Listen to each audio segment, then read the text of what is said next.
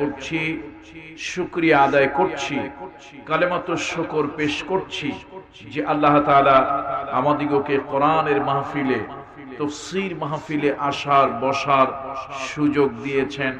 আমরা সকলে পড়ি আলহামদুলিল্লাহ। আলহামদুলিল্লাহ। মাজালিসুল কোরআন মাজালিসুল্লাহ। কোরআনের মজলিস তো আল্লাহ তাআলার মজলিস। এই মজলিসে আসতে পারা, বসতে পারা, এটা অনেক বড় ভাগ্যের ব্যাপার। দেখুন, তিনটা জিনিস সবার, এটা কোনো দলীয় না, কোনো ব্যক্তির না, গোষ্ঠীর না, কোনো সম্প্রদায়ের না, সবার। তিনটা বিষয়, যেমন আল্লাহ তাআলা যে নামেই তাকে ডাকেন তিনি সকলের প্রভু। আলহামদুলিল্লাহি রাব্বিল আলামিন, তিনি সকল আলম সমূহের রব, পালনেওয়ালা, লালন পালনকারী, প্রতিপালক। আবার সে আল্লাহ তাআলা একজন পয়গম্বর সর্বশেষ পৃথিবীতে পাঠালেন, ওয়ামা আরসালনাকা ইল্লা রাহমাতুল লিল আলামিন। রাহমাতুল লিল আলামিন মুহাম্মদ রাসূলুল্লাহ সাল্লাল্লাহু আলাইহি ওয়াসাল্লাম, তিনি সকল আলমের জন্য রহমত। শুধু মুসলমানদের জন্য তিনি রহমত হয়ে এসেছেন তা নয়, হিন্দু, বৌদ্ধ, খ্রিস্টান, কালো, ফর্সা, প্রাচ্য, পাশ্চাত্যের সকল মানুষের জন্য এই ধুলির ধরায় তিনি রহমত হয়ে এসেছেন, তিনি সার্বজনীন। তৃতীয় হলো, কোরআনকে সূরা কলমের মধ্যে বলা হয়েছে যিকরুল লিল আলামিন। এটা হচ্ছে আলম সমূহের, এটা হচ্ছে উপদেশ। সুতরাং এই কোরআন সার্বজনীন। কোরআন কোন বিশেষ দলীয় নয়, গোষ্ঠীর নয়, সম্প্রদায়ের নয়। আমি আমার মাহফিলে সকল দলের, সকল মতের, এমনকি সকল ধর্মের ভাই বন্ধুদেরকে আহ্বান করছি, আসুন কোরআনের মাহফিলে আমরা বসি। কোরআন যদি আপনার আমার দিলে, মস্তিষ্কে যদি জ্ঞানের আলো জ্বালিয়ে দেয়, তাহলে আপনার আমার ইহলৌকিক পারলৌকিক জীবন কল্যাণময় হয়ে যাবে। সুবহানাল্লাহ। এই জন্য আমি সকলকে উদাত্ত আহ্বান জানাচ্ছি মাহফিলে উপস্থিত হওয়ার জন্য।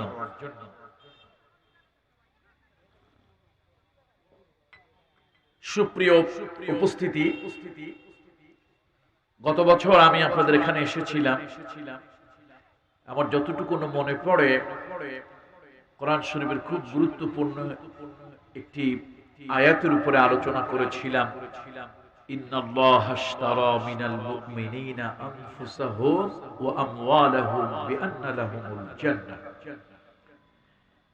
এই বছর আমি আপনাদের জন্য চুজ করেছি কোরআনুল কারীমের 9 নম্বর সূরা, সূরা বারাআত বা সূরাতুত তাওবার 118 এবং 119 নম্বর আয়াত। এই দুইটা আয়াতে মুকাদ্দাসা আপনাদের সামনে আমি তেলাওয়াত করেছি এবং এর থেকে কিছু আনুষঙ্গিক কিছু বক্তব্য, এই আয়াতের প্রেক্ষাপট, তার হিস্টোরিক্যাল ব্যাকগ্রাউন্ড, শানে নুজুল এবং এর সংক্ষিপ্ত কিছু তাফসীর আপনাদের সামনে তুলে ধরার চেষ্টা করব বিইজনিল্লাহ, বিফাদলিল্লাহ, বিমাশিয়াতিল্লাহ। সম্মানিত মুরব্বীরা, আজকের ওয়াজটা গতানুগতিক ওয়াজ নয়, ধরে নিতে পারেন এটা কোরআনের একটি ক্লাস, দর্স। এই ক্লাসে আপনারা ছাত্র, আমি শিক্ষক, এরকম নির্বোধ আমি নই। আপনারা সম্মানী মানুষ, আপনারা ছাত্র হবেন, আমি আপনাদের শিক্ষক হব, এমনটি নয়। আপনারাও ছাত্র, আমিও ছাত্র, অল আর স্টুডেন্টস। শিক্ষক হলো কোরআন। সুবহানাল্লাহ পড়ুন। শিক্ষক হলো কোরআন। সুতরাং কোরআন থেকে আমরা শিক্ষা নেব। আল্লাহ তাআলা তৌফিক দান করুন। একটু কমায় দেন। তো কোরআন আমাদেরকে কি শিক্ষা দিচ্ছে এই আয়াতে মুকাদ্দাসায়? নবম হিজরির কথা, 630 খ্রিস্টাব্দ বা ঈসাই সাল। কত হিজরি বলুন তো? নবম হিজরির ঘটনা। এই নবম হিজরিটা খুব গুরুত্বপূর্ণ। এটা কঠিন একটা সময় গিয়েছে মদিনা মুনাওয়ারায় মুসলমানদের জন্য। এই সময় রাসূলুল্লাহ সাল্লাল্লাহু আলাইহি ওয়াসাল্লাম একটি অভিযানের জন্য, এই যে আজকে সিরিয়ার দামেস্ক, সিরিয়ার রাজধানী, এই দামেস্ক তখন তো আর সিরিয়া ছিল না। এই দামেস্কের মধ্যবর্তী একটি জায়গা যেটা হলো তবু, মদিনা মুনাওয়ারা থেকে সেই সময়ের হিসাবে 692 কিলোমিটার দূর। রাসূলুল্লাহ সাল্লাল্লাহু আলাইহি ওয়াসাল্লাম নবম হিজরিতে একটি অভিযানে যাওয়ার, জিহাদে যাওয়ার ইচ্ছা পোষণ করেন এবং সেই প্রেক্ষাপটে এই আয়াত অবতীর্ণ হয়েছে। সুবহানাল্লাহ পড়েন। কোরআনুল কারীমের মুআজিজা হলো কোরআনুল কারীমের শব্দ কম কিন্তু অর্থ বেশি। কোরআনের মুআজিজা, কোরআনের কথা শুরু করব আমরা কিন্তু শেষ করতে পারবো না। যেমনটি গত বছর আলোচনা আমরা করেছিলাম কিন্তু পুরোপুরি আমরা শেষ করতে পারিনি। গত বছর কেন, কোনো বছরই সম্ভব হবে না। এটা কোরআনের মুআজিজা, কথা বললে মনে হবে আরো কিছু কথা যেন রয়ে গিয়েছে। সুবহানাল্লাহ। এই জন্য আল্লাহ তাআলা বলেন, قُلْ لَوْ كَانَ الْبَحْرُ مِدَادًا لِكَلِمَاتِ رَبِّي لَنَفِدَ الْبَحْرُ قَبْلَ أَن تَنفَدَ كَلِمَاتُ رَبِّي وَلَوْ جِئْنَا بِمِثْلِهِ مَدَدًا। হে নবী, আপনি বলে দেন, সমুদ্রের পানি দিয়ে যদি তোমরা কালি বানাও, গাছপালা বৃক্ষ তরুলতা কেটে যদি তোমরা কলম বানাও, পেন্সিল বানাও, দুনিয়ার সব মানুষ এবং জিন জাতি যদি লেখক হয়ে যাও, তোমার রবের বাণী, এই কোরআন শরীফের এক নাম হলো হাদা কালামুল্লাহ, তোমার রবের বাণী, এই কালামুল্লাহ থেকে যদি ব্যাখ্যা বিশ্লেষণ তফসীর যদি করতে থাকো, এক সময় সমুদ্রের পানি দিয়ে বানানো কালিগুলি ফুরিয়ে যাবে, গাছপালা বৃক্ষ তরুলতা কেটে বানানো কলমগুলি ক্ষয় হয়ে যাবে, জিন এবং ইনসানের হায়াতের জীবন জিন্দেগি শেষ হয়ে যাবে, তারপরও তোমার প্রভুর এ বাণী লেখা শেষ হবে না। কত বড় কথা! রাসূলুল্লাহ সাল্লাল্লাহু আলাইহি ওয়াসাল্লামের জীবনে 3000-এর ঊর্ধ্বে মুআজিজা হয়েছে। আল্লাহর নবীর জীবনের সর্বশ্রেষ্ঠ মুআজিজা, জীবন্ত মুআজিজার নাম হলো কোরআনুল কারীম। আরে আজকে সেই কিতাবটা বড় অবহেলিত কিতাব। এই কিতাবটা মুসলমানের কাছে কোনো দাম নাই, গুরুত্ব নাই। বিশ্বনবী বলেছেন, মুহাম্মদুর রাসূলুল্লাহ সাল্লাল্লাহু আলাইহি ওয়াসাল্লাম বলেছেন, ইন্নাল্লাযী লাইসা ফী যাওফিহি শাইউম মিনাল কুরআন কাবাইতিল খরিব।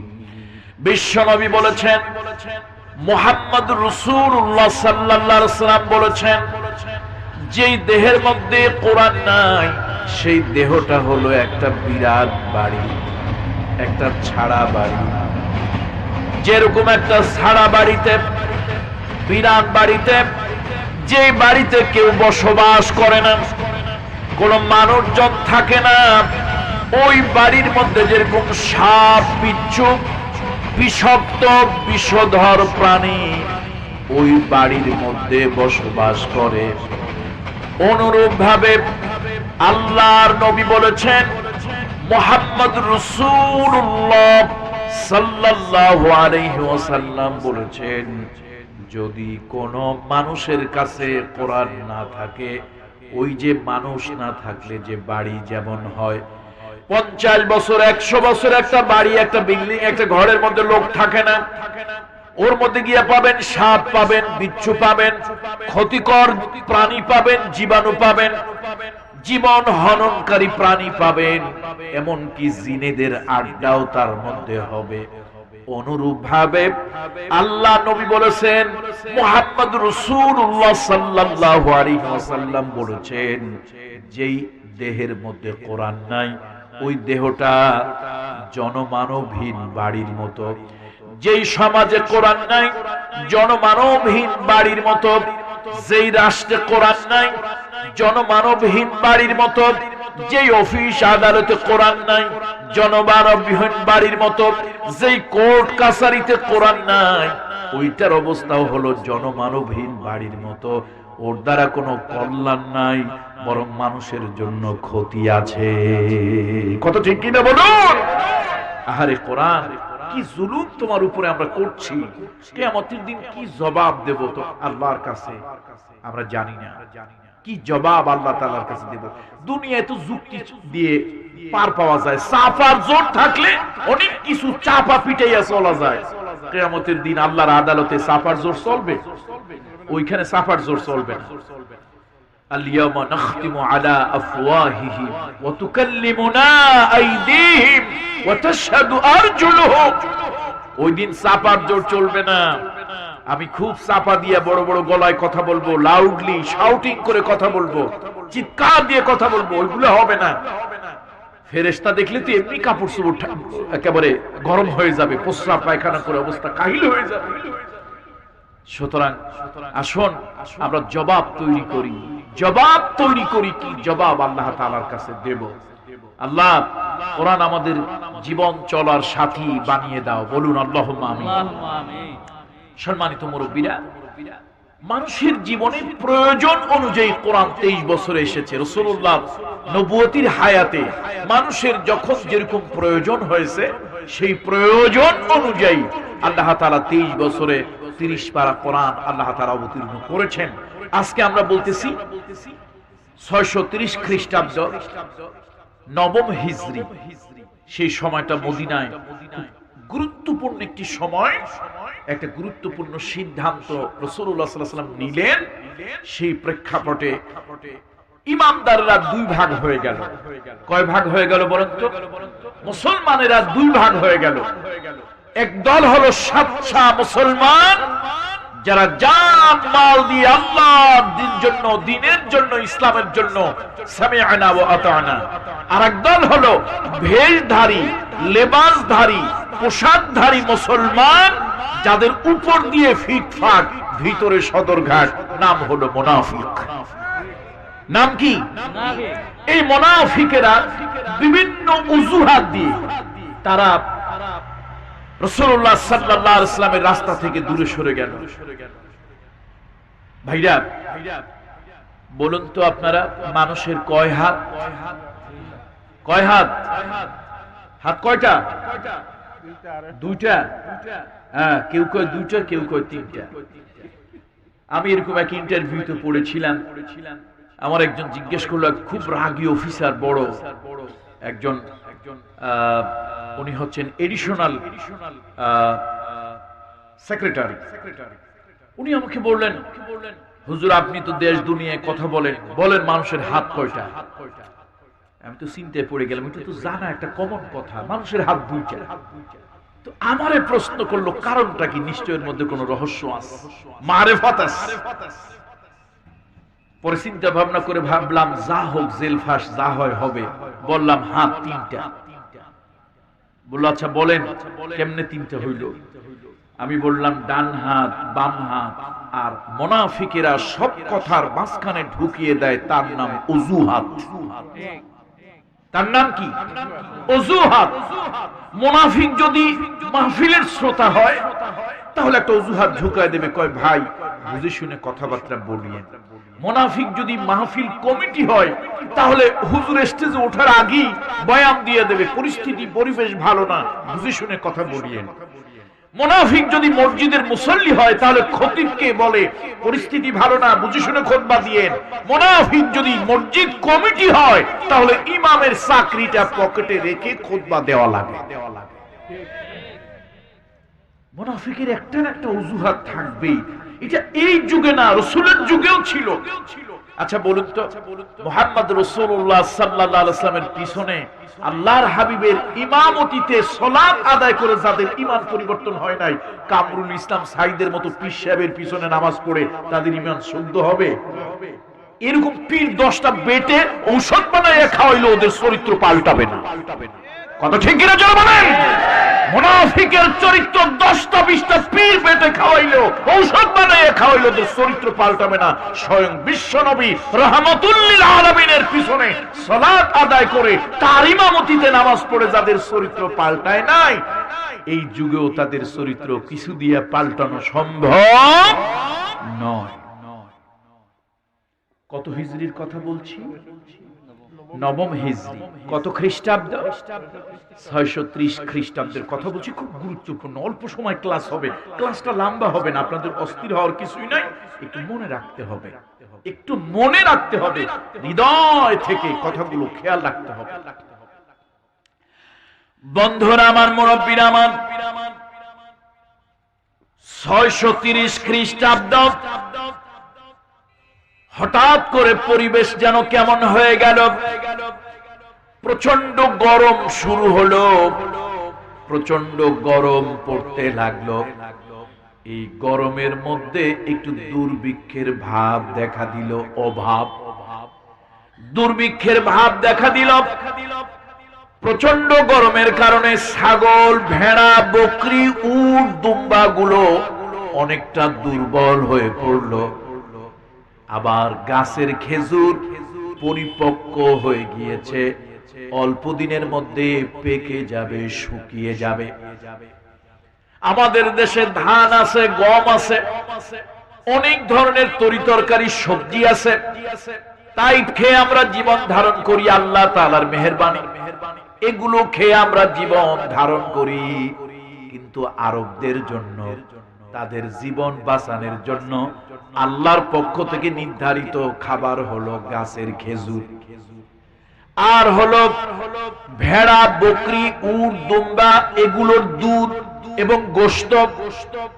এগুলি হলো তাদের প্রধান খাদ্য। মাঝে মাঝে কিছু গম আসে, জব আসে, ওগুলো দিয়ে তারা রুটি বানিয়ে খায়।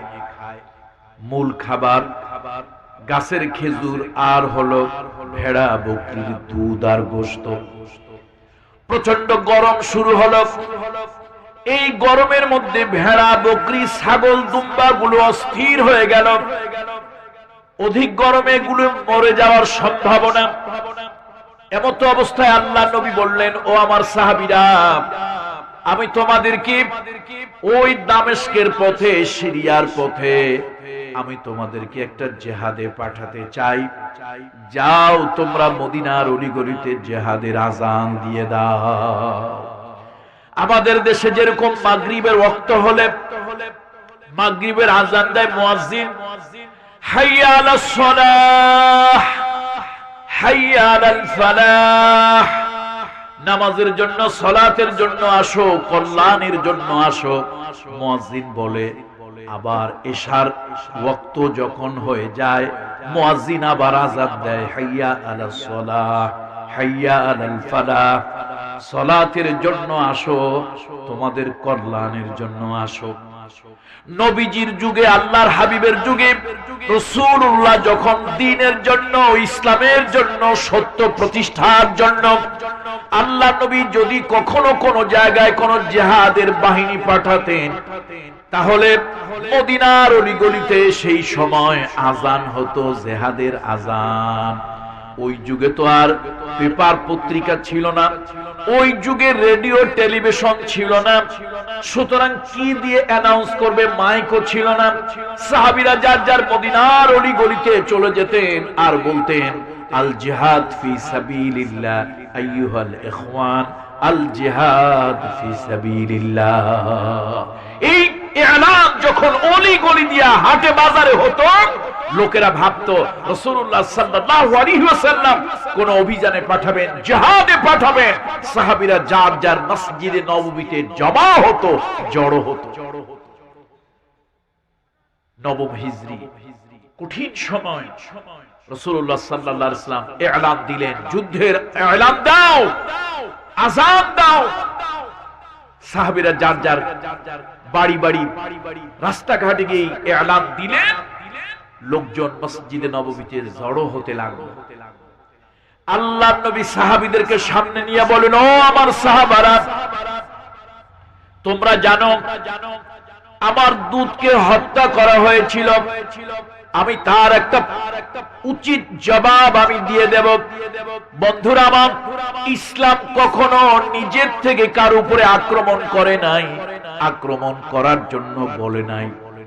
তার কারণ হলো মানুষের উপরে আগে আক্রমণ করা এটা ইসলামের বিধান নয়, এটা ইসলামের বিধান নয়। তবে হ্যাঁ, যদি কেউ ইসলামের উপরে বারবার হাত তুলেছে, ইসলাম ওই হাত ভেঙে গুড়িয়ে দিয়েছে। তার কারণ হলো কিছু কিছু সময় ভদ্রতা দেখালে জালিমেরা মনে করে এটা দুর্বলতা। কথা ঠিক কিনা জোরে বলেন? কিছু কিছু সময় ভদ্রতাকে জালিমেরা কি মনে করে? দুর্বলতা, অক্ষমতা মনে করে। এই জন্য ইসলামে রাসূলুল্লাহ সাল্লাল্লাহু আলাইহি ওয়াসাল্লামের যুগের থিওরি ছিল নবীজি ধরে না, সাহাবীরা কাউরে ধরে না, মারে না, কিন্তু একবার ধরলে আর তারে ছাড়ে না। কখনো কোন যুদ্ধ, ইসলামের কোন যুদ্ধ আক্রমণাত্মক ছিল না। মানুষকে মারবো, এলাকা দখল করব, সম্পদ দখল করব, ক্ষমতা দখল করব, এই অঞ্চল ভূখণ্ড দখল করব, এরকম কোন মানসিকতা, এরকম কোন টেন্ডেন্সি আমার নবী, রহমতের নবী, দো জাহানের সর্দার মুহাম্মদ রাসূলুল্লাহ সাল্লাল্লাহু আলাইহি ওয়াসাল্লাম ছিল না, এবং তার খলিফা, তার সাহাবাদের মধ্যেও ছিল না। এবং ইসলামের এটাই হলো শিক্ষা, এটাই হলো ইসলামের সৌন্দর্য। ইসলাম কখনো কারো উপরে নিজের থেকে আক্রমণ করা, বিভৎস পরিস্থিতির সৃষ্টি করা, হানাহানি, রক্তারক্তি করা, এটা ইসলামের সৌন্দর্য, বিধান এবং ইসলামের রুলস নয়। আলহামদুলিল্লাহ বলি। আমি জানি না আমরা সেই ইসলামের সৌন্দর্য কতটুকু শিখতে পেরেছি, কতটুকু আমরা লালন পালন করতে পেরেছি। যা হোক, রাসূলুল্লাহ সাল্লাল্লাহু আলাইহি ওয়াসাল্লাম সাহাবীদেরকে বললেন, দেখো তাদের সেই কৃতকর্মের জবাব আমাদেরকে দিতে হবে, না হলে কিন্তু মদিনা আক্রান্ত হবে। এবং আমি যতটুকু সংবাদ পেয়েছি, আরবের কাফেরেরা ঐক্যবদ্ধ হয়েছে রোম এবং অন্যান্য শক্তির সাথে, তারা আমাদেরকে নিশ্চিহ্ন করে দেবে। সুতরাং এখনই সময় প্রতিরোধ গড়ার। কি করতে হবে? ইয়া রাসূলুল্লাহ, যাও তোমাদের যার যা কিছু দেওয়ার মতো আছে আমার কাছে এনে হাজির করো। সাহাবীরা যার যার গেলেন, যার যা কিছু আছে আনার জন্য, দেওয়ার মতো যার যা কিছু আছে। শুনতেছেন তো আপনারা কান দিয়ে? আল্লাহর নবীর কাছে যার দেওয়ার মতো যা আছে, মহিলারা কেউ নাকের ফুল, কানের দুল, গলার হার, যার যা দেওয়ার মতো টাকা পয়সা, ধন দৌলত, যার যা দেওয়ার মতো আছে আল্লাহর নবীর কাছে হাজির করলেন। আবু বকর সিদ্দিক রাদিয়াল্লাহু তাআলা আনহু ছোট্ট একটা পোটলা নিয়ে আসলো, অল্প কিছু মাল নিয়ে আসলো, রাসূলুল্লাহর সামনে রাখলেন। আবু বকর সিদ্দিক লক্ষ্য করে দেখলেন রাসূলুল্লাহর সামনে অনেক সম্পদ জড়ো হয়েছে। তিনি লজ্জা পেলেন, দূরে গিয়ে নীরবে কাঁদলেন। আল্লাহর নবী জিজ্ঞেস করলেন, ও আবু বকর, মন খারাপ করেছো কেন? চোখে অশ্রু কেন, পানি কেন? বলল, ইয়া রাসূলুল্লাহ, আমি তো তেমন কিছুই দিতে পারলাম না, সকলে যা দিল তার থেকে আমার দেওয়ার পরিমাণটা কম, এই জন্য আমি কাঁদি, মন খারাপ। আল্লাহর নবী জিজ্ঞেস করলেন, আবু বকর, তোমার ঘরের মধ্যে কি আছে? সাইয়েদুনা আবু বকর সিদ্দিক রাদিয়াল্লাহু তাআলা বললেন, ইয়া রাসূলুল্লাহ, আল্লাহর নামে কসম করে বলি, দুনিয়ার সম্পদ বলতে যা বুঝায়, দুনিয়ায় যার মূল্য আছে এমন কোন মূল্যবান সম্পদ আমার ঘরের মধ্যে নাই দেওয়ার মতো। আমি দ্বীনের জন্য আমার বিশাল বড় ব্যবসা বাণিজ্য সব আস্তে আস্তে বিলায় দিয়েছি। ইয়া রাসূলুল্লাহ, আমার ঘরে শুধু আল্লাহর মুহাব্বত, রাসূলুল্লাহর ইতাআত, এই দুই জিনিস ছাড়া আমার ঘরে দেওয়ার মতো কোনো সম্পদ নাই, যা আমি আল্লাহর নবীর কাছে এনে দেব। নবীজি আবু বকর সিদ্দিক রাদিয়াল্লাহু তাআলার কথা শুনে আল্লাহর নবী খুশি হয়ে গেলেন আর বলেন, আবু বকর, তোমার দানের পরিমাণ যতই কম হোক আল্লাহ তাআলা তা কবুল করে নিয়েছে। এমন সময় একজন মহিলা চলে এলো, ওই মহিলার কোলে একটা ছোট্ট দুধের বাচ্চা।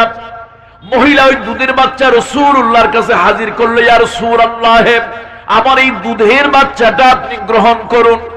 আল্লাহ নবী একটু বিরক্ত হলেন, বললেন, ও মহিলা, আমি তো কোনো আনন্দ ভ্রমণে যাচ্ছি না, বিনোদন সফরে যাচ্ছি না, তোমার এই দুধের বাচ্চা জিহাদের ময়দানে আমি কি করব?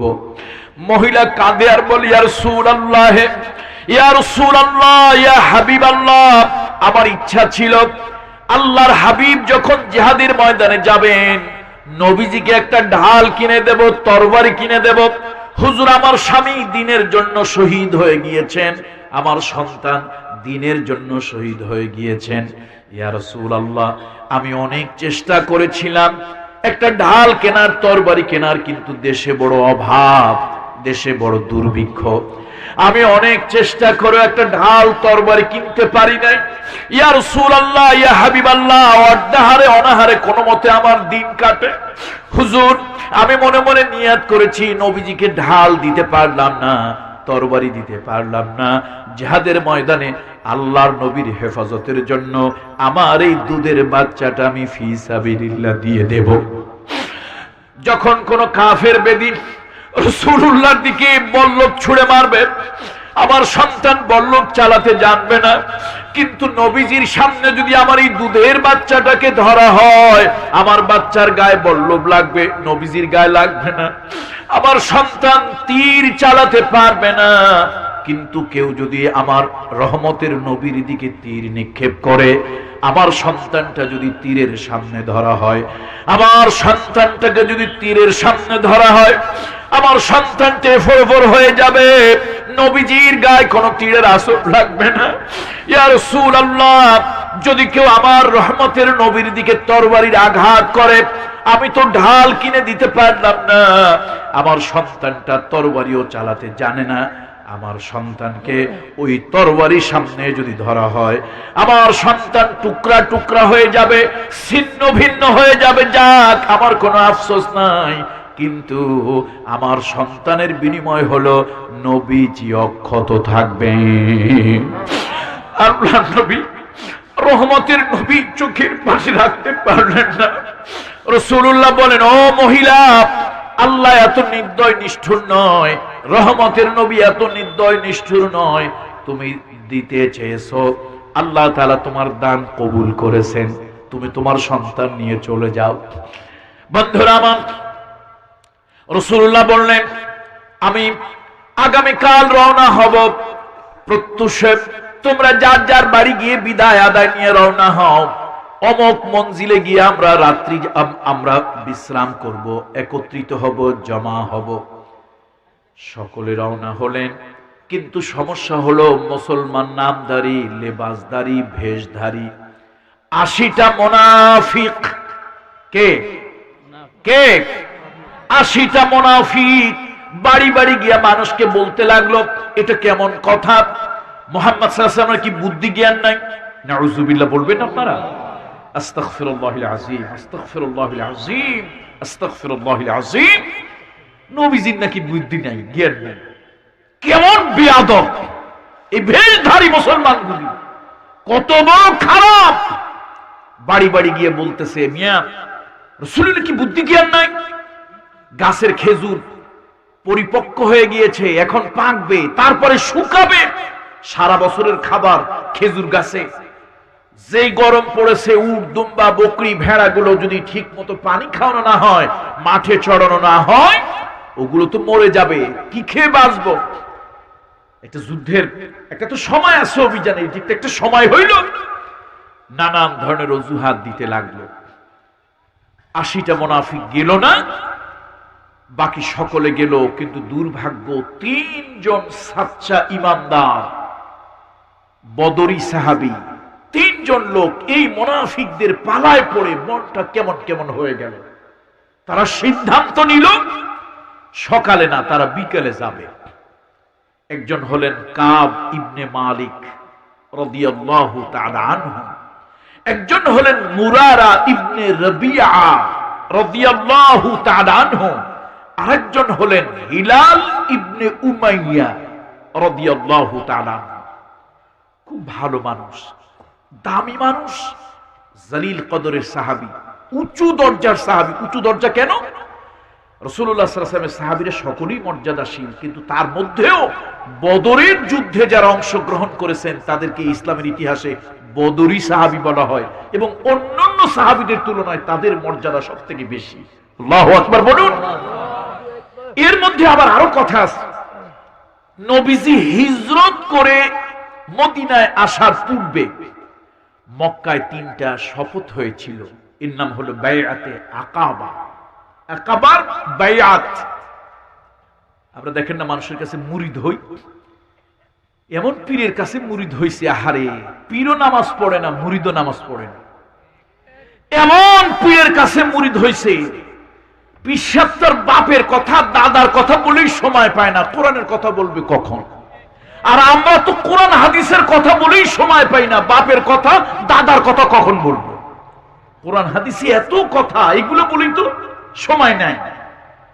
আহারে মুসলমান, আহারে মুসলমান, কোথায় তুমি ছিলে আর কোথায় তোমরা যাচ্ছ? ফাইনা তাযহাবুন। বন্ধুরা আমার, বলতেছিলাম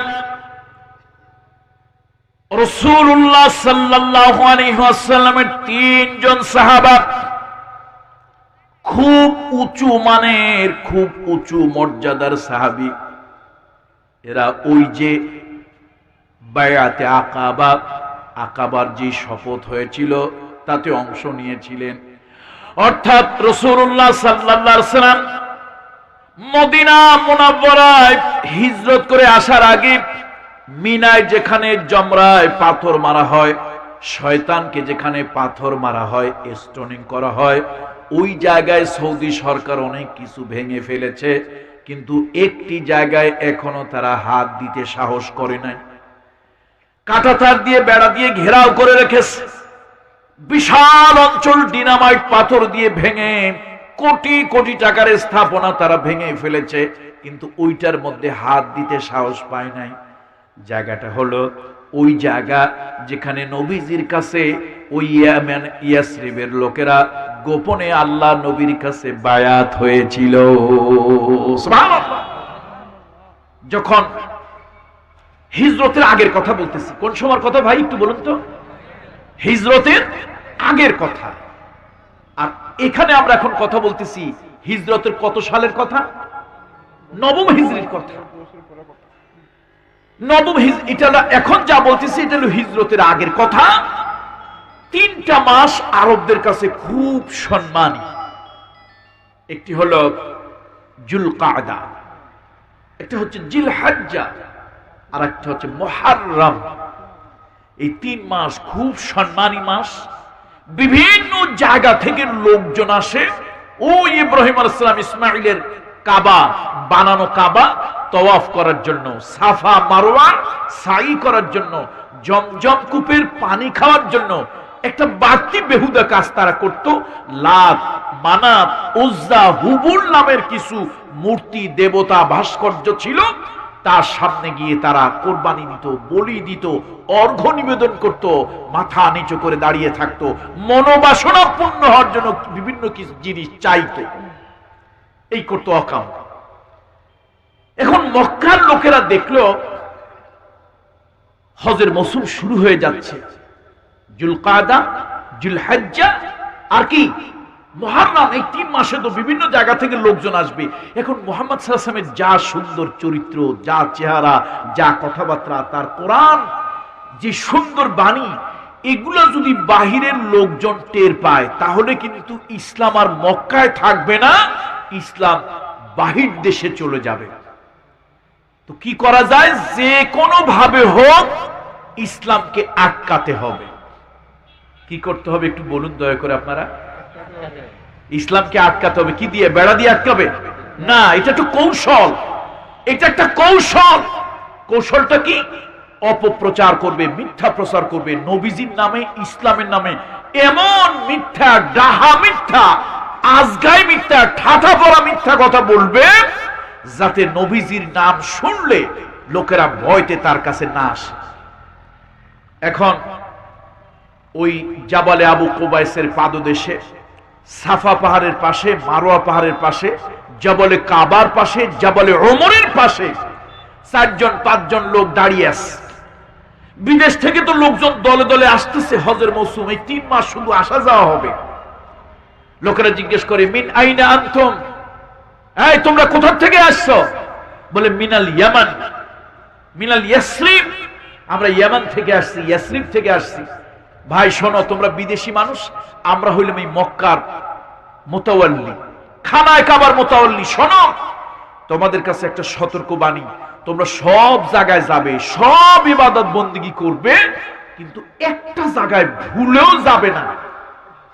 কুরাইশ বংশে আব্দে মানাব গোত্রে আব্দুল্লাহর একটা এতিম ছেলে আছে, নাম তার মুহাম্মদ।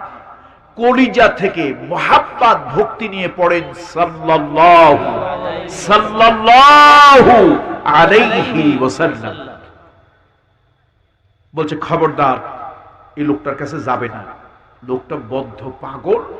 কেউ বলল সে একটা মারাত্মক ধরনের জাদুকর। নাউজুবিল্লাহ, কি একটু বলতে মন চায় না আপনাদের? একটু আস্তাগফিরুল্লাহ বলতে মন চায় না? আমার নবী পাগল, যারা বলে ওর 14 গোষ্ঠী পাগল। আমার নবী যে পাগল নয় তার জ্বলন্ত প্রমাণ আল্লাহ কোরআন শরীফে কসম খেয়েছেন। আল্লাহ কসম খেয়ে বলেছেন, আমার হাবিবে কিবরিয়া পাগল নন। আমি আরশের মালিক আল্লাহ বলতেছি, তিনি আমার নবী, তিনি পাগল নন, জাদুকর নন, মাথা খারাপ হয় নাই। কিন্তু ওরা নবীজির নামে কি কি কি প্রচার করতেছে বলেন তো, একটু কথা বলেন না। মিথ্যা প্রচার, অপপ্রচার। ওই যুগে আবু জাহেল, আবু লাহাব, উতবা, সায়বারা করেছে। এই যুগে ওদের প্রেতাত্মা, খালাতো ভাই, চাচতো ভাই, মামাতো ভাই, আদর্শের লোক, চিন্তা চেতনার লোক যারা আছে, এই যুগেও মুহাম্মদ সাল্লাল্লাহু আলাইহি ওয়াসাল্লামের অনুসারীদের বিরুদ্ধে মিথ্যা অপপ্রচার তারা করে। কত ঠিক কিনা জোরে? শুধুমাত্র সময় পাল্টেছে, ধরন পাল্টেছে। আগে হয়তো বিভিন্ন রাস্তার মনে মনে দাঁড়াইয়া, এখন হয় পেপার, পত্রিকা, মিডিয়া দিয়া। শুধু একটু স্টাইল পাল্টাইছে। মনে আছে তো নবম হিজরি কথা? মনে আছে তো? কয়জন মানুষ যায় নাই? 3 জন মানুষ। 80টা তো মুনাফিক। এই 3 জন ভালো মানুষ না খারাপ মানুষ? সাধারণ মানুষ না অসাধারণ মানুষ? নিচু দরজার মানুষ না উঁচু দরজার মানুষ? উঁচু দরজার মানুষ। বদরি সাহাবী। শুধু বদরি না, এই আকাবার যে শপথ ওর মধ্যেও ছিল। অত্যন্ত উঁচু মানের, উঁচু মর্যাদার মানুষ। তারা 3 জনও যায় না। যা হোক, অনেক লম্বা কথা। লোকজন, মানুষের একটা হিউম্যান হ্যাবিট, কোন জিনিস না করলে, নিষেধ করলে মানুষের আগ্রহ, কৌতূহল, কিউরিসিটি আরো বাড়ে। আরো কি হয়? বাড়ে। ব্যাপারটা কি? বিষয়টা কি? ঘটনাটা কি? নিষেধ করলো কেন? বাধা দিল কেন? এর মধ্যে কি আছে? বিষয়টা একটু জানতে হবে, বুঝতে হবে। এটা মানুষের একটা সৃষ্টিগত অভ্যাস, স্বভাব। এখন হজের মৌসুম, লোকজন সব কিছু করেছে, বাড়ি যাবে। সব কি দেখা হয়েছে? কয় যে সব তো দেখা হয়েছে, কিন্তু ওই যে আব্দুল্লাহর ছেলে, কুরাইশ বংশ, আব্দে মানাব গোত্রের মুহাম্মদ, পড়েন না আবার সাল্লাল্লাহু আলাইহি ওয়াসাল্লাম, ওই লোকটারে তো দেখা হয় নাই। সংক্ষেপে শুধু এইটুক বলবো, আমার রহমতের নবীকে দেখার জন্য কেউ কানের মধ্যে আঙ্গুল ঢুকালো, কেউ বা পুরাতন কাপড় ছিঁড়ে কানের মধ্যে ঢুকালো, যাতে ওই জাদুকরের মন্ত্র কানের মধ্যে না ঢোকে। দূরের থেকে তাকে দেখবে, লোকটা কেমন, পাগলটা কেমন। আমার আম্মা জান আয়েশা, আপনার আম্মা জান আয়েশা সিদ্দিকা, আমাদের মা বলেছেন, দুনিয়ার মানুষ আল্লাহ তাআলা দৈহিক সৌন্দর্য দিয়েছিল হযরত ইউসুফ আলাইহিস সালামকে। ইউসুফ আলাইহিস সালামের দৈহিক সৌন্দর্যে মিশরের মহিলারা পাগল হয়ে গিয়েছিল। এত সুন্দর সৌন্দর্য, আমি বলি না, কোরআন বলে, ওই মহিলারা অবাক হয়ে বলেছিল, মা হাযা বাশারান, আর এই লোকটা তো মানুষ না, মালাকুন কারীম, নিশ্চয় কোন সম্মানী ফেরেশতা হবে, এত সুন্দর চেহারাওয়ালা মানুষ কখনো হতে পারে না। হযরত ইউসুফ আলাইহিস সালামের দিকে তাকাইয়া ওই মহিলারা ফল কাটছিল ছুরি দিয়া, ধারালো ছুরি দিয়া ইউসুফ আলাইহিস সালামের দিকে তাকায়া ফল কাটতে গিয়া প্রত্যেক মহিলা হাত কেটে ফেলেছিল, টের পায় না। আপনার মা, আমার মা, নবীজির জীবন সঙ্গিনী মা আয়েশা সিদ্দিকা বলেছেন, ও দুনিয়ার মানুষ, মিশরের মহিলারা ইউসুফ আলাইহিস সালামকে দেখে হাত কেটেছিল, টের পায় নাই। আমার নবী, তোমার নবী, দো জাহানের সর্দার, রহমতের নবী, রহমাতুল লিল আলামিনকে আল্লাহ তাআলা জামালে জিসমানি, কামালে জিসমানি, জামালে রূহানি, কামালে রূহানি, এত মানবিক সৌন্দর্য, মানবিক গুণাবলী, দৈহিক সৌন্দর্য আল্লাহ তাআলা তাকে দিয়েছিলেন। আম্মা জানা আয়েশা বলেছেন, ওই মিশরের মহিলারা যদি রাসূলুল্লাহর মানবিক সৌন্দর্য, দৈহিক সৌন্দর্য যদি দেখতো, তারা যদি রাসূলুল্লাহর দিকে তাকিয়ে কাটা শুরু করত, কাটতে কাটতে কলিজা পর্যন্ত যদি কেটে ফেলতো, তারপরও টের পেত না। সুবহানাল্লাহ। এত সুন্দর, যার দিকে তাকিয়ে চোখ ফিরানো যায় না। লোকেরা জাদুকর দেখার জন্য, পাগল দেখার জন্য দূরের থেকে দেখতেছে, কাছে যায় না, দূরের থেকে দেখতেছে। যখনই রাসূলুল্লাহ সাল্লাল্লাহু আলাইহি ওয়াসাল্লামকে এক নজর দেখেছে, মানুষগুলার কেউ চোখ ফিরাতে পারছে না। কি সুন্দর চেহারা, কি ভদ্র শালীন পোশাক, পোশাকেও মানুষের রুচির পরিচয় পাওয়া যায়। যারা ভদ্র মানুষ তারা উগ্র পোশাক পরে না, আবার একেবারে খারাপ পোশাকও পরে না। আমার নবী মুহাম্মদ রাসূলুল্লাহ সাল্লাল্লাহু আলাইহি ওয়াসাল্লাম এত সুন্দর ভদ্র পোশাক পরতেন, শালীন পোশাক পরতেন, যে কোনো লোকের নজর পড়লেই লোকেরা বুঝতো লোকটা অত্যন্ত সম্ভ্রান্ত মানুষ। সুবহানাল্লাহ। দূরের থেকে লোকজন দেখলো, তারা ভাবলো এত ভালো মানুষ যদি পাগল হয় তো এই পাগলের কাছে আমরাও যাব, এত ভালো মানুষ যদি জাদুকর হয় তার জাদুর মন্ত্রে পাগল হব। কান থেকে আঙ্গুল বের করে ফেললো, পুরাতন কাপড় বের করে ফেললো, রাসূলুল্লাহর কাছে গেল, কোরআন শুনলো, কানের মধ্যে দিয়ে ঢুকলো, টপ টপ করে চোখ দিয়ে পানি পড়লো। নবীজি তাদেরকে নিয়ে গেলেন, ওই কাফেরদের যন্ত্রণায় স্থির থাকতে না পেরে মিনায় চলে গেলেন। ওই জায়গায় গিয়ে গোপনে গোপনে কিছু লোকেরা নবীজির হাতে হাত রেখে তারা শপথ নিল, ওত নিল, ও মুহাম্মদ ইবনে আব্দুল্লাহ, নিশ্চয় আপনি আল্লাহর নবী, নবী ছাড়া কারো আচার ব্যবহার এত সুন্দর হতে পারে না। আপনি আল্লাহর নবী। আমাদের দেশের নাম হলো ইয়াসরিব, মানে মদিনা। মানে কি? ইয়াসরিব, মদিনা। আপনি যদি কখনো আমাদের দেশে আসেন, আমরা আপনার কাছে শপথ করতেছি, জান দিয়া, মাল দিয়া, ছেলে দিয়া, মেয়ে দিয়া, ধন দিয়া, দৌলত দিয়া আপনার সেবা আমরা করব। সুবহানাল্লাহ। এই যে শপথ যেখানে হয়েছিল এটাকে বলে বায়আতে আকাবা। এদের মর্যাদা অনেক বেশি।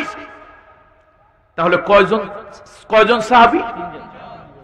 যারা বায়আতে আকাবার লোক, আবার ওই বদরের যুদ্ধে যারা করেছে তাদের মর্যাদা আল্লাহর কাছে অনেক।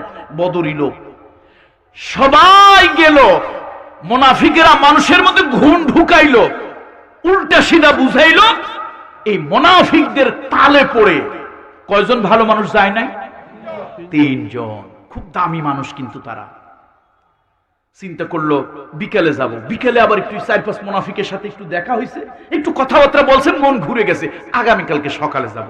আগামীকালকে সকালবেলা আবার হয়তো বাজারে, মাঠে ঘাটে কোথাও গিয়ে আবার 5 মুনাফিকের সাথে দেখা হয়েছে। ওরা কয়, ভাই পরিবেশ পরিস্থিতি বেশি একটা ভালো না, যাইয়ে লাভ নাই, যাও নাই যখন, যাওয়া দরকার নাই। মন ভেঙে গেছে। সকালে যাই, বিকেলে যাই, এখন যাই, তখন যাই, আর যাওয়াই হয় নাই। এখন 10-15 দিন হয়ে যাওয়ার পরে তারা সবাই মুনাফিকেরা খুশি, কয় আল্লাহ যা করে ভালোর জন্য করে, আমরা যে যাই নাই। যারা গেছে পরিবেশ পরিস্থিতি ভালো না, একজনও জীবন নিয়ে ফিরে আসতে পারবে। শুনতেছেন তো আপনারা আমার কথা? আল্লাহরে ডাকতেছে আর আল্লাহ শুকরিয়া আদায় করতেছে। দেখেন, ইমানদারও আল্লাহরে ডাকে, চোরেও কিন্তু আল্লাহরে ডাকে। ইমানদারে ডাকে আল্লাহরে একবার খুশি করার জন্য, চোরে ডাকে আল্লাহরে কমসে কম 4 বার। চোর আল্লাহরে কয়বার ডাকে? বিশ্বাস হয় না? আপনাদের বিশ্বাস হয় না? আচ্ছা হিসাব নেন, গভীর রাত্রে চোর উঠছে ঘরের থেকে চুরি করার জন্য, উঠিয়ে একটা ডাক দিছে, আল্লাহ আজকে রাতটা যেন আমার জন্য ভালো হয়। এরপরে বের হয়েছে, যে বাড়ি চুরি করবে আগের থেকে টার্গেট আছে না, ওই বাড়ির কাছে গিয়ে কয়, আল্লাহ এই বাড়ির কুত্তা যেন সজাগ না থাকে, কুত্তা কুকুর যেন না থাকে, থাকলে তো আর চুরি করা যাবে না। এরপরে যেই ঘরে চুরি করবে ঘরের কাছে গিয়ে কয়, আল্লাহ বাড়িওয়ালার যেন কোনো কাশের অসুখ যেন না থাকে, কাশের ব্যারাম যেন না থাকে, তাহলে খক্কর খক্কর কাশলে ঘুম তো গাঢ় হবে না, আর ঘুম গাঢ় না হইলে চুরি করে মজা পাওয়া যাবে না। কয়বার হয়েছে? এরপরে ভিতরে মাশাআল্লাহ ঢুকছে, ঢুকে দামি দামি মাল সামানা সব বানছে। কয় আল্লাহ একটু পর্যন্ত যখন করার সুযোগ দিছো, মাল সামানা গুলো নিয়ে সহি সালামতে বাড়ি পর্যন্ত একটু যাওয়ার সুযোগ আল্লাহ দিও। তাহলে কয়বার ডাকছে? আল্লাহরে খুশি করার জন্য, ইবাদত বন্দেগীর জন্য, কি করার জন্য? কথা বলে না, কি করার জন্য? চুরি করার জন্য, কর্ম সিদ্ধ হওয়ার জন্য। আর ইমানদার আবেগে, ও মালিক তোমার জমিনে চলি, তোমারটা খাই, তোমার দয়ায় চলি। আল্লাহ, এই যে ইমানদার শুধু একবার বলেছে আল্লাহ, ওরকম চোরের 1000 কোটি বার আল্লাহ বলার থেকে ইমানদারের একবারের আল্লাহর মূল্য বেশি, অনেক বেশি। যেরকম ঠিকই না। এখন মুনাফিকেরা তো খুশি, খালি শুকরিয়া আদায় করে, আল্লাহ যা করে ভালোর জন্য করে। আরে আল্লাহ আমাদের রহমত দিয়ে বাঁচাইছে, আমরা যাই নাই, দেখো গিয়ে পরিস্থিতি ভালো না, যারা গেছে একজনও জান নিয়ে ফিরে আসতে পারবে না। আর ওই ইমানদার 3 জন চিন্তা করে, করলাম কি, যাই যাই করে যাওয়া হয় নাই, এদের তালে পড়া উচিত হয় নাই। শেষে কয়েকদিন পর দেখা গেল মদিনার আকাশ বাতাস মুখরিত করে, ধুলায় ধূসরিত করে মদিনার বাতাস, সাহাবীরা মদিনার দিকে ঢুকতেছে, সকলের যা বোঝা বোঝা হয়ে গেল। এই কঠিন জিহাদেও, তবুকের যুদ্ধে, অভিযানে আল্লাহ নিশ্চয় তাদের বিজয় দিয়েছেন। আল্লাহ কি দিয়েছেন? বিজয় দিয়েছেন। এখন মুনাফিকেরা আবা কাবা পাগড়ি জুব্বা খুব লাগাইছে, বেশভূষা বেশি লাগাইছে, নকল মালের চাকচিক্য বেশি, নকল মালের কথা কয় না, চাকচিক্য বেশি। এখন নবীজির কাছে গিয়া খুব আবাকাবা জুব্বা জাব্বা লাগাইয়া নবীজির কাছে গিয়ে নাটক করে, ড্রামা করে, ইয়া রাসূলুল্লাহ হুজুর 3 খান তরবারি ধারাইছিলাম, হুজুর নিয়ত করে ফেলছিলাম, এবার কাফেরের দলের মধ্যে ঢুকে যাব, আল্লাহ বিরোধী খোদাদ্রোহীদেরকে জাহান্নামে পাঠিয়ে দিয়ে আমি শাহাদাতের পেয়ালা পান করে আমিও শহীদ হয়ে যাব। আসলে কিচ্ছু না। ইয়া রাসূলুল্লাহ হুজুর ঘোড়াও রেডি, তরবারি রেডি, সব রেডি হুজুর, বাড়িতে বিবির অবস্থা খুব খারাপ, একেবারে ডাহা মিথ্যা কথা, নাটক করতেছে। এখন নবীজি আন-নাসু ইয়াকিসু আলা মা নাফসি, নবীজি তো একেবারে সহজ সরল, উম্মতের উপর তো তিনি দরদি, মুনাফিক হোক উম্মত তো নবী, নবীজি উম্মতের উপরে দরদ নিয়ে চিন্তা করলো, আরে আমার এই উম্মত তো যাইতো, শুধুমাত্র এই অসুবিধার কারণে যায় না। কয়জন সাহাবী? 3 জন চিন্তা করলো, যাই নাই, করছি এক অপরাধ। এরপরে নবীজির কাছে গিয়ে বানায় বানায় মিথ্যা বলবো, এটা হবে আরেকটা অপরাধ। আর আল্লাহ তাআলা তো এগুলি রাসূলুল্লাহ সাল্লাল্লাহু আলাইহি ওয়াসাল্লামের কাছে গোপন রাখবেন না, আল্লাহ তো সব জানিয়ে দেবে তার হাবিবকে। সুতরাং চিন্তা করলেন, জেল হোক, ফাঁস হোক, জরিমানা হোক, নবীজি যা খুশি তাই করুক, অন্তত আল্লাহর হাবিবের কাছে কোনো মিথ্যা বানিয়ে বলবো না। সিদ্ধান্তটা ভালো হয়েছে না খারাপ হয়েছে? আজান হচ্ছে এখানে, আপনারা কি সালাত, এখানে যদি আজান হয়, নামাজ হয়, তাহলে আপনারা এই আজানের জবাব দেবেন এবং এখানে সালাত পড়বেন। ওইখানের আজানের কেউ একজন জবাব দিয়ে দিলে আমাদের হয়ে যাবে। বন্ধুরা আমার, বন্ধুরা আমার, বলতেছিলাম 3 জন সাহাবী, খুব জলিল কদরের সাহাবী, উচ্চঙ্গের সাহাবী, তারা সিদ্ধান্ত নিলেন, আল্লাহর হাবিব, দয়ার নবী, রহমতের নবী, যা ইচ্ছা তাই করুক, মিথ্যা কথা রাসূলুল্লাহর কাছে তারা বলবেন না। বন্ধুরা আমার, 3 জন সাহাবা, কাব ইবনে মালিক রাদিয়াল্লাহু তাআলা আনহু, হযরত মুরারা ইবনে রাবিআ রাদিয়াল্লাহু তাআলা আনহু, আর হলেন হেলাল ইবনে উমাইয়া রাদিয়াল্লাহু তাআলা আনহু। তিনজন। বাহিরের মাইক বন্ধ করে দেওয়া হয়েছে, আপনারা শুনুন। তিনজন সাহাবা তারা রাসূলুল্লাহর কাছে এলেন, ইয়া রাসূলুল্লাহ, আপনি আমাদেরকে জিহাদের ময়দানে যেতে বলেছিলেন, আমরাও জিহাদের জন্য যাওয়ার জন্য প্রস্তুত হয়েছিলাম, কিন্তু ওই যে কিছু নামদারি ভেষধারী মুসলমান, গোশত খাওয়া মুসলমান, ওই মুসলমানগুলোর পালায় পড়ে যাই যাই করে আর যাওয়া হয় নাই। আল্লাহ নবী খুব রাগ হলেন, অসন্তুষ্ট হলেন, বললেন তোমরা জিহাদে যাও নাই, পিছু থেকে গিয়েছো নানান অজুহাতে। শোনো, তোমাদের ব্যাপারে আল্লাহর পক্ষ থেকে ফয়সালা না আসা পর্যন্ত তোমাদের সাথে আমাদের কোনো সালাম কালাম তো আম বন্ধ।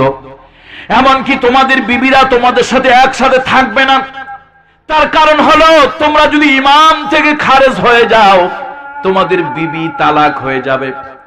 সুতরাং এমতো অবস্থায় তোমাদের পক্ষ জন্য আল্লাহর পক্ষ থেকে কোনো ফয়সালা না আসা পর্যন্ত আর আমরা কোনো সিদ্ধান্ত নেব না। অবশ্যই আপনারা জবাব দেবেন। আজান শোনা যাচ্ছে কাছে, দুই একজন অবশ্যই জবাব দেবেন, আমাদের পক্ষ থেকে অবশ্যই আপনারা জবাব দিবেন। বন্ধুরা আমার, রাসূলুল্লাহ সাল্লাল্লাহু আলাইহি ওয়াসাল্লাম তাদের ব্যাপারে কোনো সিদ্ধান্ত দিলেন নাই। তিনজন বাড়ি চলে গেল। সাল্লাল্লাহু আলাইহি ওয়াসাল্লাম, সাল্লাল্লাহু আলাইহি ওয়াসাল্লাম, সাল্লাল্লাহু আলাইহি ওয়াসাল্লাম। বন্ধুরা আমার, তিনজনে ঘরের দরজা জানালা বন্ধ করে আল্লাহর কাছে কান্না শুরু করে দিলেন, কাঁদতে লাগলেন, অঝোর নয়নে কাঁদলেন, আল্লাহর কাছে শুধু কাঁদলেন আর কাঁদলেন। আল্লাহ, ভুল করেছি, গুনাহ করেছি, তোমার হাবিবের ডাকে আমরা সাড়া দেই নাই। আল্লাহ, আমাদের মহা পাপ হয়েছে, আল্লাহ তাআলা তুমি মাফ করে দাও, আল্লাহ মাফ করে দাও। 50 দিন পার হয়ে যায়। কতদিন বলেন তো? 50 দিন পার হয়ে গেল, কিন্তু কোনো ফয়সালা হচ্ছে না, কোনো ফয়সালা হচ্ছে না। আল্লাহুম্মা রাব্বা হাযিহি দাওয়াতি ওয়াসসালাতিল কায়িমা ওয়া 50 দিন পার হয়ে গেল। হযরত কাব ইবনে মালিক রাদিয়াল্লাহু তাআলা আনহু তিনি চিৎকার করে বলছেন, দুনিয়ার মানুষ, নবীজির বরদোয়া বোধহয় আমাদের উপরে লেগেছে। আরে আল্লাহর হাবিব আমাদের প্রতি অসন্তুষ্ট হয়েছে, আল্লাহ মনে হয় আমাদের প্রতি অসন্তুষ্ট হয়ে গিয়েছে। গোটা পৃথিবী আমাদের জন্য সংকীর্ণ হয়ে গেছে, গোটা পৃথিবী আমাদের জন্য ছোট হয়ে গিয়েছে, কদম বাড়ার কোন জায়গা আমাদের নাই। কাঁদলেন। কোন কোন বর্ণনা এসেছে 52 দিন, কোন কোন বর্ণনায় 54 দিন, মানে 50 দিনের ঊর্ধ্বে হযরত কাব ইবনে মালিক সিজদায় পড়ে আল্লাহর কাছে চিৎকার করে কাঁদলেন, আল্লাহ, গোটা দুনিয়া ছোট হয়ে গেছে, তোমার আকাশ থেকে গজব দিয়ে আমাদেরকে হয়তো শেষ করে দাও, না হলে আমাদের তওবা কবুল করো, তোমার হাবিবের কাছে, তোমার নবীর কাছে আমাদের জন্য তুমি আয়াত অবতীর্ণ করো। আল্লাহু আকবার বলুন। এই আয়াত অবতীর্ণ হয়ে গেল। রাসূলুল্লাহর কাছে জিবরাইল চলে আসলো আয়াত নিয়ে। আল্লাহ নবী চেহারায় মুস্কি মুস্কি হাসি। নবীজিরও এই তিনজনের প্রতি দয়া ছিল। ভালো মানুষের ভুলটা কেমনে করলো? আচ্ছা, খারাপ মানুষ ভুল করে সেটা একটা ভিন্ন কথা, কিন্তু ভালো মানুষ ভুল করলে এটা বেশি খারাপ লাগে না নিজের কাছে? রাসূলের কাছেও খারাপ লাগছিল। আল্লাহর হাবিব এবার চেহারার মধ্যে মুস্কি মুস্কি হাসি, তাবাসসুম হাসি। হুজুর বলেন, যাও ওদেরকে বলো তাদের ব্যাপারে আল্লাহর পক্ষ থেকে আমার কাছে ওহী অবতীর্ণ হয়েছে। وعلى الثلاثة الذين خلفوا,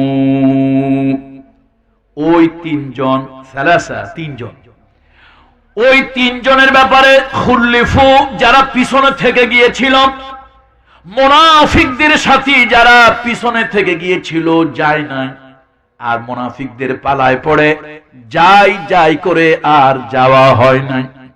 ওই তিনজনের ব্যাপারে আল্লাহ বলছেন, হাত্তা ইযা যাকাত আলাইহিমুল আরদু বিমা রাহুবাত, আর তাদের জন্য এই গোটা পৃথিবী যেন সংকীর্ণ হয়ে গিয়েছিল। মায়ের পেটটা যেমন একটা সন্তানের জন্য খুব ছোট, নাড়াচাড়া করার ছাড়া আর কোনো জায়গা নাই। হযরত কাব ইবনে মালিক বলেন, ও দুনিয়ার মানুষ, এই বিশাল বড় পৃথিবী নবীজির বরদোয়ার কারণে অথবা আল্লাহ নবীর অসন্তুষ্টির কারণে আমাদের জন্য এত ছোট হয়ে গেল, মনে হয় যেন একটা কদম ফেলানোর জায়গা পৃথিবীতে আমাদের জন্য নাই। আল্লাহ সে কথাটা বলছেন। আল্লাহ বলছেন, ইযা যাকাত আলাইহিমুল আরদু বিমা রাহুবাত ওয়া যাকাত আলাইহিম আনফুসুহুম ওয়া যান্নু আল্লা মালজা মিনাল্লাহ। তারা বুঝতে পারল আল্লাহ ছাড়া আমাদের কোনো সাহায্যকারী নাই, অভিভাবক নাই। তারা এবার সিজদায় পড়ে কাঁদলেন, কাঁদলেন, কাঁদলেন, এত বেশি তওবা করলেন, কাঁদলেন।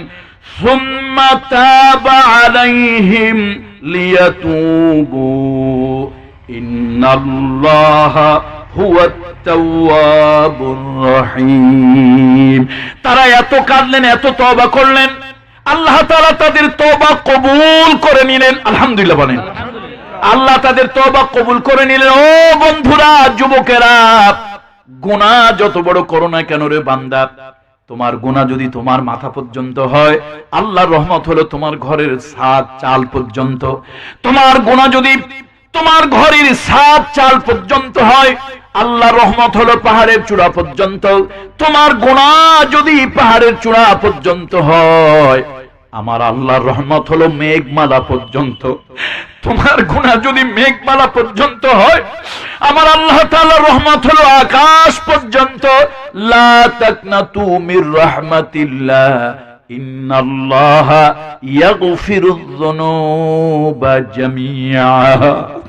আল্লাহ তাআলার কাছে মাফ চাইতে পারলে, খাঁটি দিলে তওবা করতে পারলে আল্লাহ তাআলা মাফ করে দেন। এই তিনজন 50 দিন পর্যন্ত খাওয়া দাওয়া সব বন্ধ করে দিয়া শুধু কাঁদলেন, মাফ চাইলেন। এই জলিল কদরের উচ্চঙ্গের বদরি সাহাবী, বায়াতে আকাবার সাহাবী, আল্লাহ তাআলা তাদেরকে রহম করলেন, মাফ করে দিলেন, ওহী অবতীর্ণ করলেন, ক্ষমার ঘোষণা দিলেন। তবে একটা শর্ত দিয়ে দিলেন আল্লাহ। সুবহানাল্লাহ বলেন। সুবহানাল্লাহ। আল্লাহ একটা শর্ত দিয়ে দিলেন, শর্ত সাপেক্ষে ক্ষমা। আছে না আদালতে শর্ত সাপেক্ষে ক্ষমা করে না? শর্ত দিয়ে দিলেন, ইয়া আইয়ুহাল্লাযীনা আমানু তাকুল্লাহা ওয়া কুনু মা'আস সাদিকিন। ও ঈমানদারেরা, ও আমার নবীর সাহাবীরা, তোমাদেরকে ক্ষমা করে দিলাম।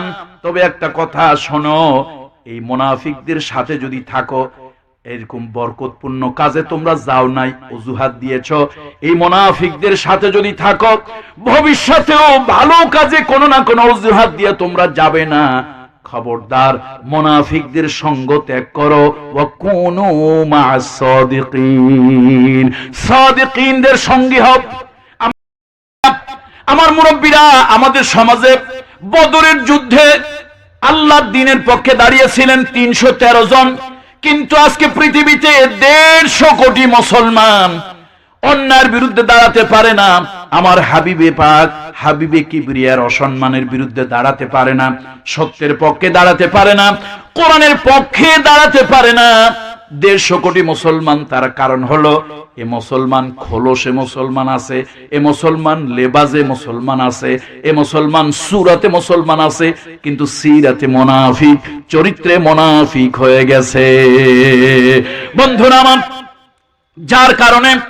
যার কারণে 3 জন ভালো মানুষ 80টা মুনাফিকের পালায় পড়ে।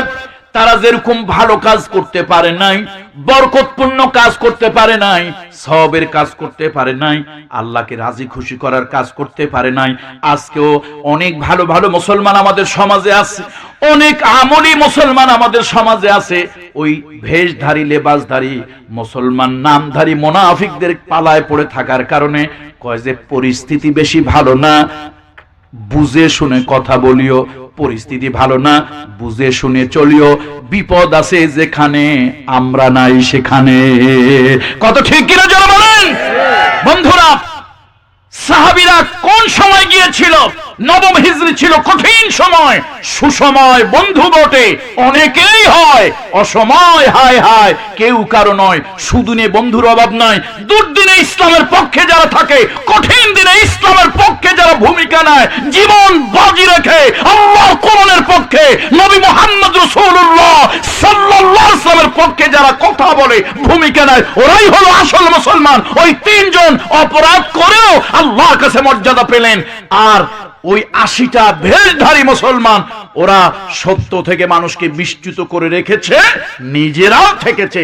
সুতরাং আমি আপনাদেরকে সূরা তাওবার 118-19 নম্বর আয়াত দিয়ে এটাই বুঝাতে চাই, আজকেও পৃথিবীতে মুসলমানের অভাব নাই, কিন্তু সত্যের পক্ষে আমরা ভূমিকা নিতে পারছি না। এর কারণ কি? এর কারণ হলো আমরা সঙ্গ ত্যাগ করতে পারছি না। ওয়াকুনু মা'আস সাদিকিন, যা হোক ইত্তাকুল্লাহ ওয়াকুনু মা'আস সাদিকিন। এখন সাদিকিন কারা, এ ব্যাপারে অনেক ব্যাখ্যা, ইত্তাকুল্লাহর অনেক ব্যাখ্যা। আমি শুধু সংক্ষেপে বলবো, তিনটা ব্যাখ্যা ইবনে কাসিরে এসেছে। প্রথম হলো ওয়াকুনু মা'আস সাদিকিন, এই শোনো তোমরা, ওয়াকুনু মা'আস সাদিকিন ইয়ানি মা'আন নবী সাল্লাল্লাহু আলাইহি ওয়াসাল্লাম, তোমরা নবীজির সাথী হও। আরেক তাফসীরের ভিতরে এসেছে, ব্যাখ্যা এসেছে ওয়াকুনু মা আবু বকর সিদ্দিক ওয়া উমর ইবনুল খাত্তাব, তোমরা উমর ইবনুল খাত্তাব এবং আবু বকর সিদ্দিকের সঙ্গী হও। কিন্তু অনেকেই বলল নবীজি তো চিরদিন আমাদের কাছে পৃথিবীতে থাকবেন না, তিনি তো আল্লাহর কাছে চলে যাবেন। সাহাবীরাও আমাদের কাছে চিরদিন থাকবেন না, তাহলে ওয়াকুনু মা'আস সাদিকিন আমরা কোথায় পাবো? হাসান বসরি রাহিমাহুল্লাহু তাআলা, যিনি তাবেঈর পর্যায়ের একজন সাহাবী, তাবেঈর পর্যায়ের একজন ব্যক্তি, তিনি একটা ব্যাখ্যা করেছেন। এই পৃথিবীর বড় বড় উল্লেখযোগ্য মুফাসসির এবং আলেমরা, বিশেষ করে তাফসীর জগতের সবথেকে অথেন্টিক তাফসীর হলো ইবনে কাসির। আল্লামা ইবনে কাসিরও এই ব্যাখ্যাটা নিয়েছেন। হাসান বসরি রাহিমাহুল্লাহু তাআলা তিনি একটা ব্যাখ্যা করেছেন ওয়াকুনু মা'আস সাদিকিন। সাদিকিন কারা?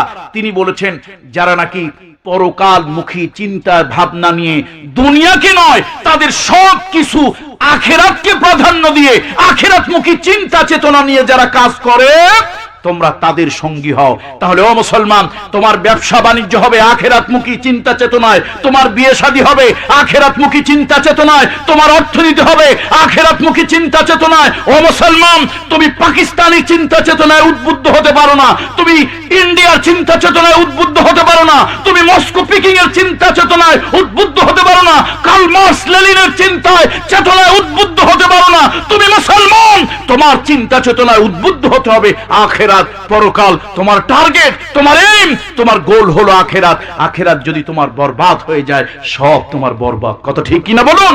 এই জন্য যাদের চিন্তা, সব কাজের টার্গেটই হলো, লক্ষ্যই হলো আখিরাত, যাদের সব কাজের মূল টার্গেট লক্ষ্য হলো আখিরাত, তোমরা ওই বান্দাদের সঙ্গী হও। ওয়াকুনু মা'আস সাদিকিন। সুতরাং আসুন, নবম হিজরির সেই কঠিন প্রেক্ষাপটে, পৃথিবীতে এখনো মাঝে মাঝে কঠিন কঠিন প্রেক্ষাপট আসবে। সেই প্রেক্ষাপটে মুনাফিকদের মতো ভয় পাওয়া চলবে না, ইমানদারের মতো বলিষ্ঠ ভূমিকা নিতে হবে। সত্যের পক্ষে থাকবো, আখিরাতমুখী চিন্তা চেতনায় থাকবো, সত্যের পক্ষে থাকবো, পরকালীন জীবনের চিন্তা চেতনায় থাকবো, দ্বীনের পক্ষে থাকবো, পরকালমুখী চিন্তা চেতনায় থাকবো, আখিরাতমুখী চিন্তা চেতনায় থাকবো, সত্যের পক্ষে থাকবো। এটাই হলো আমাদের স্লোগান। তাহলেই আল্লাহ তাআলা আমাদেরকে কবুল করবেন। হাদা মা ইনদি ওয়াল ইলমু ইনদাল্লাহ আলাইহি তাওয়াক্কালতু ওয়া ইলাইহিল উনীব। আপনাদের প্রতি আমার হৃদয়ের সবটুকু ভালোবাসা, আবেগ। আপনারা সত্যি কোরআনের প্রতি যথেষ্ট দরদ আপনাদের আছে। আমি দেখেছি মাত্র কয়েকজন লোক নিয়ে শুরু করলাম, আলহামদুলিল্লাহ কোরআনের ভালোবাসায়, কামরুল ইসলাম সাঈদের ভালোবাসায় নয়, কোরআনের টানে, কোরআনের ভালোবাসায় আপনারা ছুটে এসেছেন, প্যান্ডেল ভরে গিয়েছে। আল্লাহু আকবার। এই যে কোরআনের প্রতি, রাসূলুল্লাহর প্রতি আপনাদের ভালোবাসা, এই ভালোবাসা যেন পরকালীন জীবনে নাজাতের ওসিলা হয়ে যায়। বলুন আল্লাহুম্মা আমিন, আল্লাহুম্মা আমিন। আল্লাহ তাআলা আমাদের সকলকে কবুল করুন। সুবহানাকা আল্লাহুম্মা ওয়া বিহামদিকা, আল্লাহুম্মা আমিন। রব্বানা যালামনা আনফুসানা ওয়া ইল্লাম তাগফির লানা ওয়া তারহামনা লানাকুনান্না মিনাল খাসিরিন। রব্বানা ফাগফির লানা যুনুবানা وكفر عنا سيئاتنا وتوفنا مع الأبرار। আয় আল্লাহ তাআলা, তোমার কোরআন থেকে কিছু শিক্ষা নেওয়ার জন্য, কোরআন থেকে সবক নেওয়ার জন্য আল্লাহ তাআলা নবম হিজরির কঠিন কথা আমরা শুনলাম। আয় আল্লাহ তাআলা ওই 80 জন মুনাফিক আমাদেরকে বানিও না। আমরা যদিও নফসের ধোকায় পড়ে, শয়তানের ফেরেবে পড়ে যদিও ভুল করি, আল্লাহ ওই 3 জন সাহাবীর পর্যায়ে হলে আমাদেরকে রাখো, আমাদেরকে মাফ করে দাও, আমাদেরকে মাফ করে দাও। দিনের পথে, দিনের উপরে, হকের পক্ষে চলার তৌফিক দাও। আমাদের পিছনের জিন্দেগির গুনাহ খাতা তুমি মাফ করে দাও আল্লাহ। আল্লাহ এই ভাটের অঞ্চলের মানুষ তোমার দিনের প্রতি তাদের ভালোবাসা আছে, আলেম ওলামাদের প্রতি ভালোবাসা আছে, কোরআনের প্রতি ভালোবাসা আছে। এই সন্ধ্যাবেলায় আমি ধারণা করেছিলাম 2-4-5 জনের বেশি লোক হবে না, স্টেজটা প্যান্ডেলটা ফাঁকা, কিন্তু তোমার বান্দারা কোরআনের আহ্বানে, কোরআনের টানে, কোরআনের ভালোবাসায়, তোমার হাবিবের প্রতি মহাব্বত নিয়ে, নবীজির ভালোবাসা নিয়ে তোমার বান্দারা ছুটে এসেছে। বসার জায়গা নাই, দাঁড়ায় দাঁড়ায় তারা কোরআনের কথা শুনেছে।